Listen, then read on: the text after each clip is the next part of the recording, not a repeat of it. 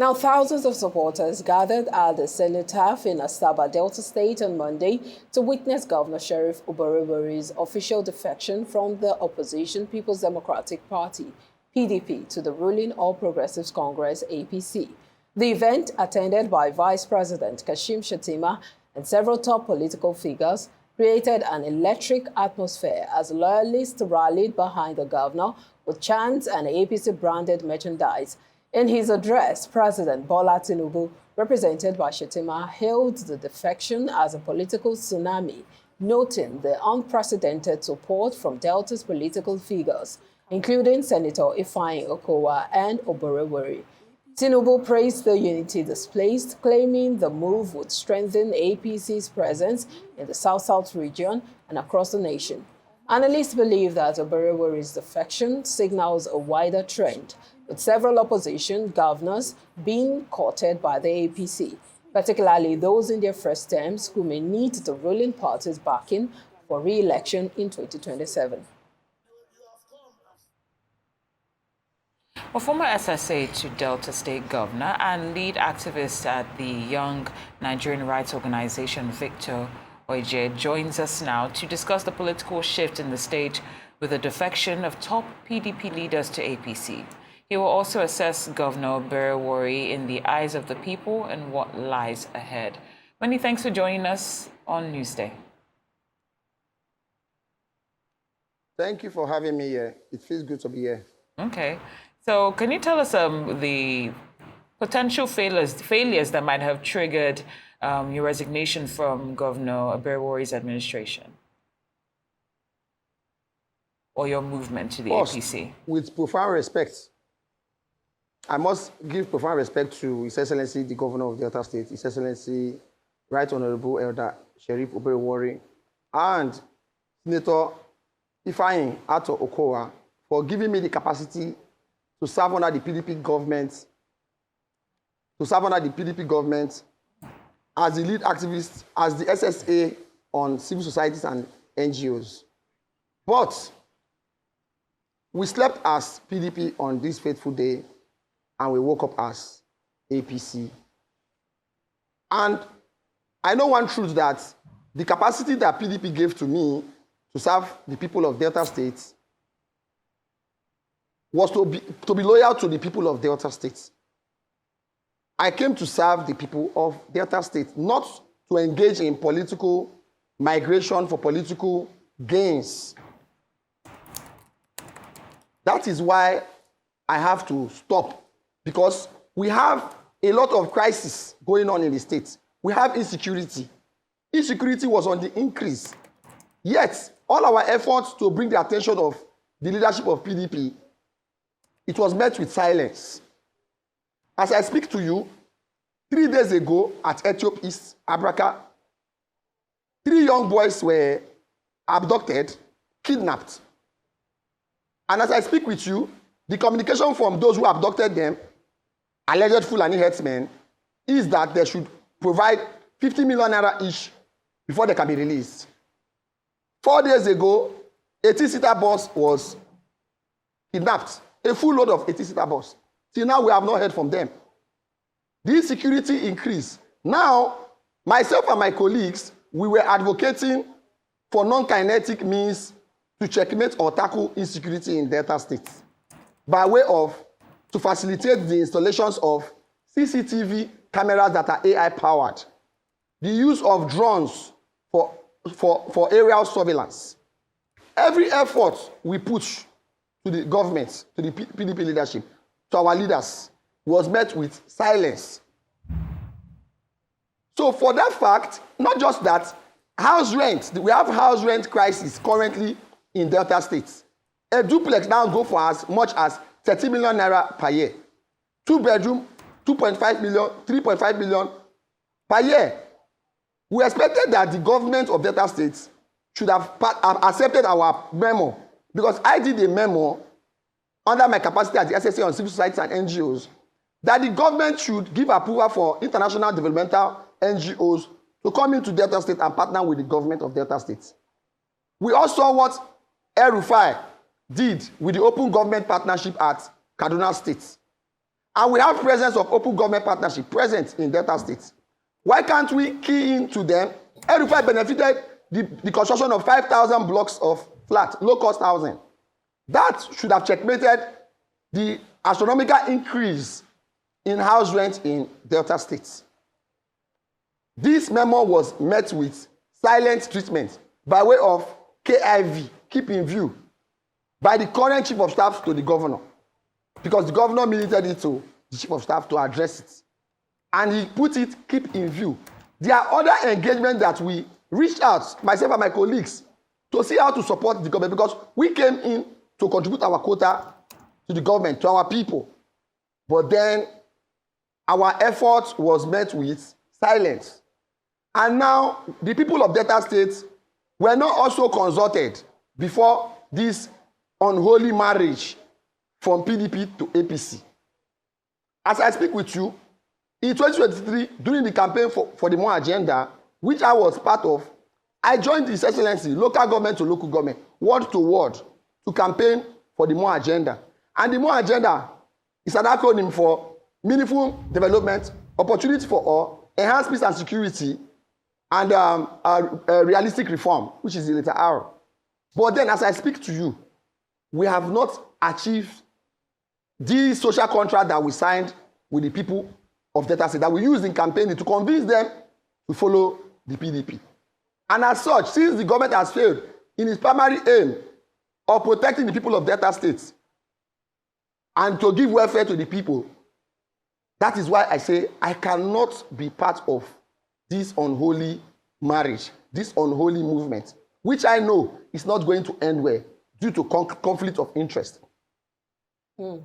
Well, you say that the government of Governor Oborevwori in Delta State has underperformed and has failed, in your words, and we hear you. But you have now claimed that you're remaining in the PDP and that you're positioning yourself for future appointment.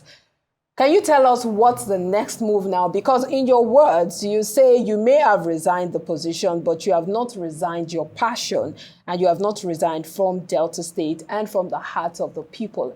How do you intend to remain in that position of bringing that change that you've so much talked about without, being in the government? The good news now is that there is a lot of vacuum left due to the migration of the leadership of the PDP to the APC. So there is a huge vacuum left. And now we are mobilizing our people, myself and my colleague, because I was not the only one who resigned. My colleague, in person of Harrison Gwamishu, also resigned, because after my resignation, I reached out to him that we cannot betray the people of Delta State, that this movement, this act from our leaders is very, very unholy. That if we do this, this is anti-people. And as such, in less than an hour, he also had to put out his resignation because he saw reasons with me. Now, we are mobilizing ourselves. As I speak to you, we have started an alliance, Delta Youth Alliance, that we are mobilizing the youth of Delta State in the 25 local government area. We have set up a platform for the 25 local government. We are mobilizing ourselves. We are organizing ourselves.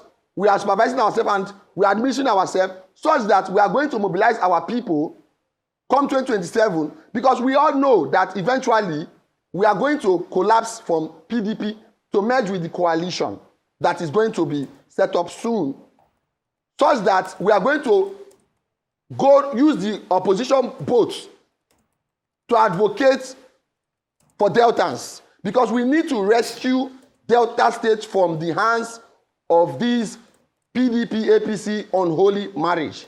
Deltans are not happy. You need to go out there and take a pool via voice populi from Deltans. You will find out that Deltans are not happy with what is going on. That is why we are going to come together and organize ourselves and take this power back from these selfish and greedy politicians, because it is now us versus them, the elite. All right. Thank you for clearing that up. Now, going by what you just said, that you're forming the Delta Youth Alliance and you more than likely collapse from the PDP to merge with the coalition? Because as you said, you need the opposition vote to rescue Deltans from the unholy alliance that you're witnessing with this cross-carpeting. I'm just wondering, based on this coalition that you plan to be a part of, are you concerned about a potential clash of views or ideologies as we've seen in the past with various attempts on other levels? I'm not concerned because I know definitely Nigeria will not sink into a one-party state.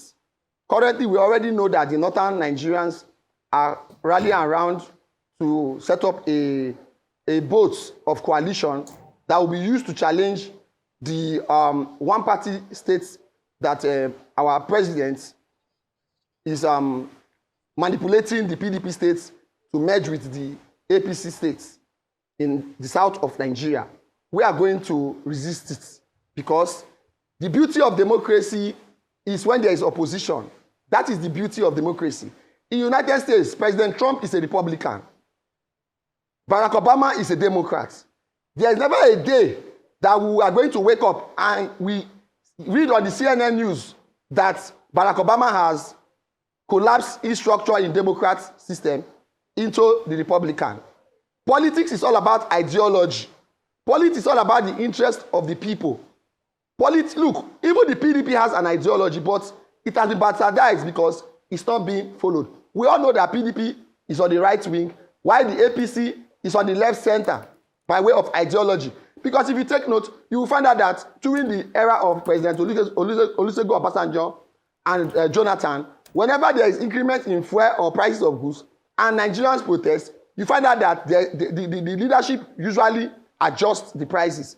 But if you take note, since 2015 till date, from the time of President Buhari to the current president, Bola Ahmed Tinubu, you find out that even when you protest, recall that there was a end bad governance protest that took place not quite long in August 2024. Recall that price of petrol increased from 700 to 800 to 1,000 to 1,002. Despite the protest, they were still stiff. They never gave it a human face. They are kind of anti-people. They don't care about us. Today, we all see that there is increment in everything, and there's nothing that the government is doing to set up welfare system for the people. Crime rate increases on a daily basis. There's no plan for the government to engage in people-oriented programs like we see in Europe, we see in UK, we see in USA, that they have a social democracy of welfare system that nobody is left behind. Everybody is being taken care of. Everybody is being provided for by the government. I hear you. We're literally out of time, but just going by what you said PDP has ideologies, but it's been abused because it's not been adhered to. So I'm just wondering, what guarantee do you have, since what we often see is a cross-carpet situation, that ideologies will be adhered to in this coalition? If you can tell us that in 30 seconds, please. Of course, you know that the coalition is going to be people-oriented. It's going to be more of the people. Who has the electorate? Who are the electorates? Who has the mandate to vote?